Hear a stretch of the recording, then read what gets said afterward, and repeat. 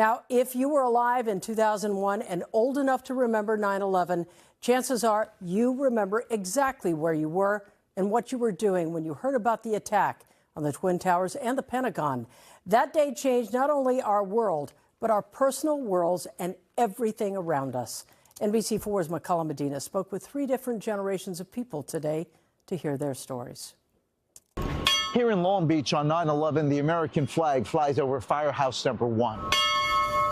As the city rings bells to remember those lost, and so many reflect on life 24 years later. I don't remember it like it was yesterday. At 82, 9/11 is a distant memory for this Long Beach man who does remember, though, the pain and anguish following the attacks. As time went by, I felt a lot of sorrow about all those firemen that got killed and their families. It was horrific. Gabby Torlato, an Argentinian immigrant, was a new mom of 2 young children in Long Beach when 9/11 changed everything for her. The world have changed drastically. So the first reaction for me was to pray. The country prayed along with her and wept, worried what was next.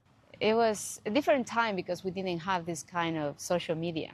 So we had to pick up the phone, and I had to pick up my phone and call my family. Over the last 24 years, so much has changed for Gabby and the world. There were 2 wars, one that lasted 2 decades, heightened security, the establishment of the Department of Homeland Security and ICE, as well as TSA, and tensions heightened between communities and ideologies, tensions that still continue even today. People were afraid of certain cultures and, nationalities. World changed completely. Things changed completely. In the context of my life, it's always been post 9/11. Isaac Sanders wasn't born when 9/11 happened. He's just 21 years old now.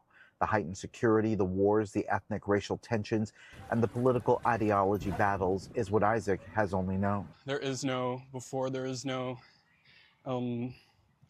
diverging line. It's just always been that. And he believes it's only getting worse for his post-9/11 generation, born out of terrorism and into a world of conflict. My consciousness surrounding terrorism and that sort of thing has changed quite a bit in the recent years as we look at what's happening in Palestine at this moment and what's happening in the Middle East. New fears based on old conflicts that now plague 3 generations. 24 years later, when 9/11 changed the world.